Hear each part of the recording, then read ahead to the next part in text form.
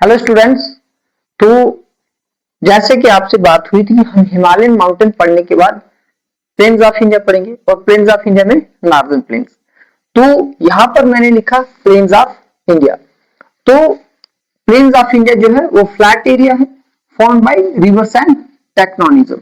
यानी जो planes of India है वो किसकी वजह से बना? रिवर्स की वजह से और दूसरा टेक्टोनिज्म की वजह से। और जो इंडियन प्लेन्स वो दो हिस्सों में डिवाइडेड है, यानी Indian plains are divided into two parts. The first one is northern plain and the second one is coastal plains. तो जो नॉर्दर्न प्लेन्स है वो हमारे जो हिमालयन रीजन है उसके फुट हिल्स पर है। तो आपको आगे समझाएंगे फुट हिल्स क्या होता है। अभी आप सिर्फ ये समझे कि जो नॉर्दर्न प्लेन्स है वो हिमालय की फुट हिल्स पर है और जो कोस्टल प्लेन है वो आपके ईस्ट और वेस्ट कोस्ट ऑफ इंडिया पर है। यानी इंडिया का जो कोस्टल एरिया है ईस्ट और वेस्ट। कोस्टल एरिया क्या होता है वो भी हम आगे पढ़ेंगे, आप सब समझाएंगे। आप सिर्फ याद रखें कि हिमालय जो है उसके नीचे आपको जो प्लेन मिलेगा उसको बोलेंगे नॉर्दर्न प्लेन्स, और जो हमारे ईस्ट और वेस्ट कोस्ट पे प्लेन मिलेगा उसको बोलते हैं कोस्टल प्लेन्स। तो आज का जो हमारा टॉपिक है वो सिर्फ नॉर्दर्न प्लेन्स पे, हम नॉर्दर्न प्लेन्स को पढ़ेंगे। तो आइए जानते हैं अपने नॉर्दर्न प्लेन्स के बारे में।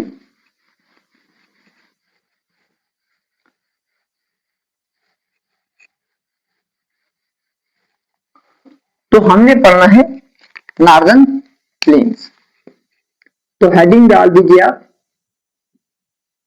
Northern plains. ये समझे आप जो हमारा हिमालय था उसी में रेंजेस में लास्ट वाले पे थे आपकी शिवालिक। तो शिवालिक हिमालय की जो फुट हिल्स एरिया ये वाला, इसके आगे जो एरिया स्टार्ट होता है इसको हम प्लेन्स बोलते हैं। क्या बोलते हैं? प्लेन्स। एक्चुअली बोलते नहीं, ये प्लेन है इसलिए बोलते हैं प्लेन्स। तो ये इंडिया के नॉर्थ में इसलिए बोलते हैं नॉर्दर्न प्लेन्स। तो इसके बारे में हम थोड़ी सी जानकारी लेते हैं। सबसे पहले जो हमारा नॉर्दर्न प्लेन्स है तो वो उसकी जो फॉर्मेशन हुई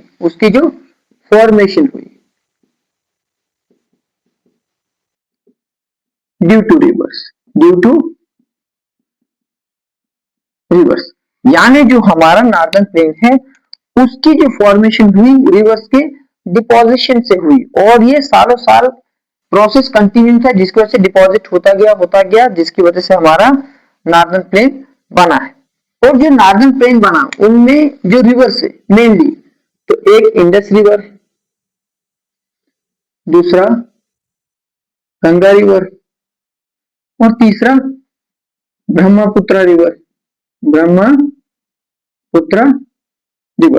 तो अभी मैंने बोला हिमालय बना है रिवर्स की डिपोजिशन की वजह से। तो अब मैंने बोला कि कौन कौन से रिवर हैं? इंडस, गंगा और ब्रह्मपुत्र। लेकिन सिर्फ यही रिवर्स नहीं है बल्कि इनकी जो ट्रिब्यूटरीज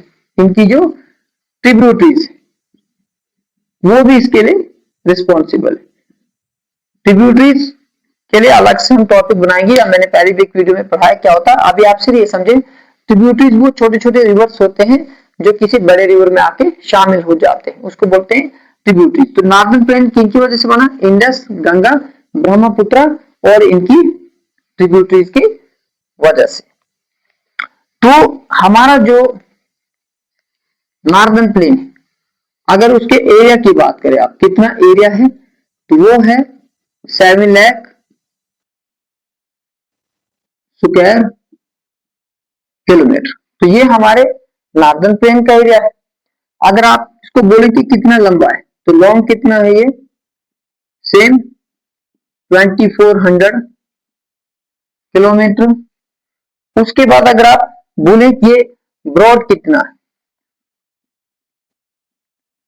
तो ब्रॉड जो होगा ये 240 किलोमीटर से 240 किलोमीटर टू 320 किलोमीटर।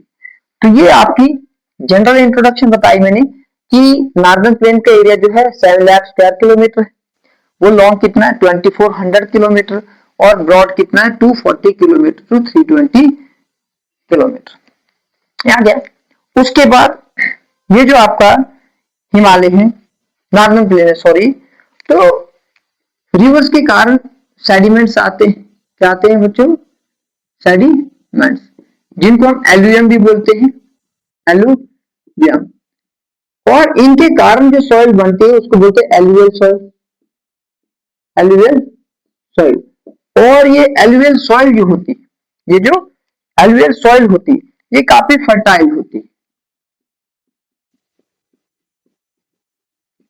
तो आप सिंपल में ये समझे कि जो रिवर्स के कारण सॉइल बनती है एलुवियल सॉइल बोलते हैं, वो काफी फर्टाइल होती है। तो फर्टाइल होने की वजह से यहाँ पर कल्टीवेशन बहुत अच्छी होती है।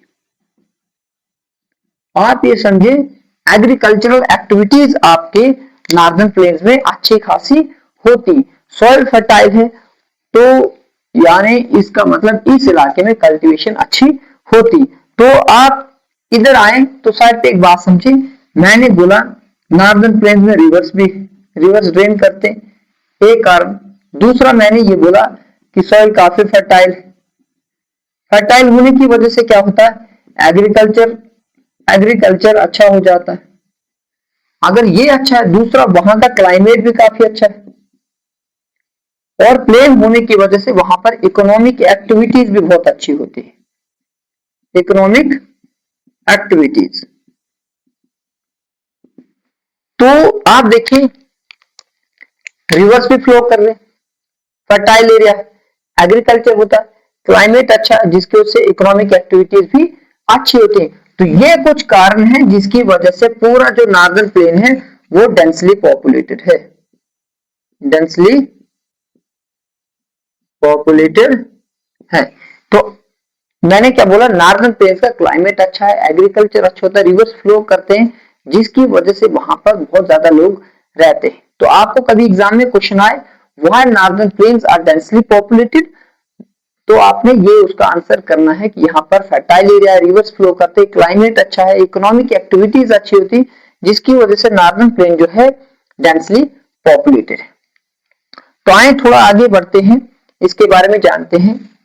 तो आपका जो ये नॉर्दर्न प्लेन, यहां पर बहुत सारे दोआब देखने को मिलेंगे आपको, क्या मिलेंगे? दोआब। तो दोआब क्या होता है वो अभी समझाते हैं आपको।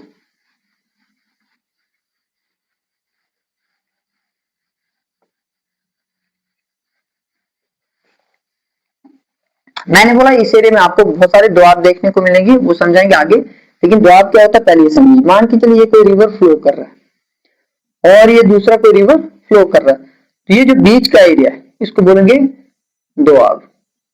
दोआब ये समझे कि दो का मतलब होता है टू, दो का मतलब टू, और आब का मतलब होता है वाटर।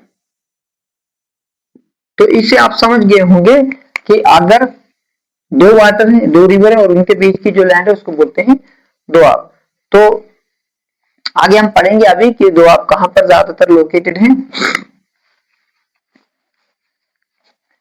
अब जब हिमालय से रिवर नीचे आते हैं तो पहले वाटर ऐसे ऊपर से आता है, नीचे आके प्लेन्स होते हैं, तो यहां से वाटर की जो वेलोसिटी होती है वो ज्यादा होती है, लेकिन जब आगे जाता है वाटर प्लेन्स में आके तो इसकी वेलोसिटी थोड़ी सी कम होना शुरू हो जाती है।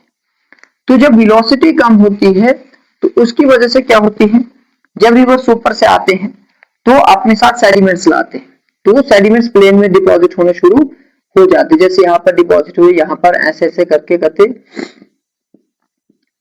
तो धीरे धीरे क्या हो जाता है कि वाटर इनके बीच से फ्लो करना शुरू हो जाता है।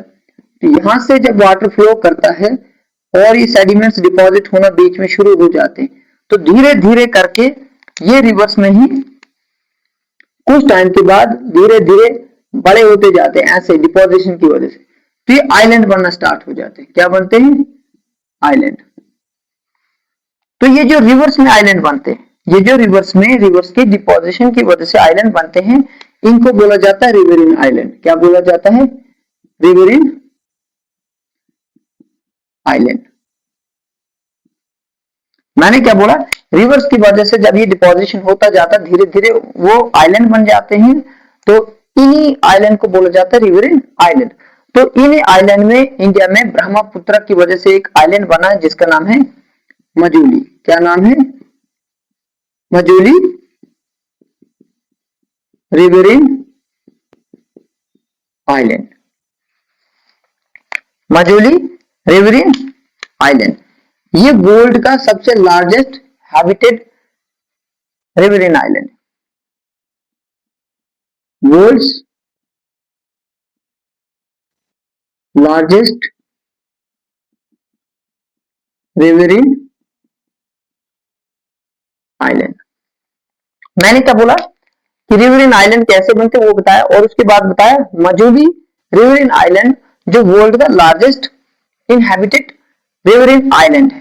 तो ये कहां पर है, तो ये आपको मिलेगा जो ब्रह्मपुत्र रिवर है, ब्रह्मपुत्र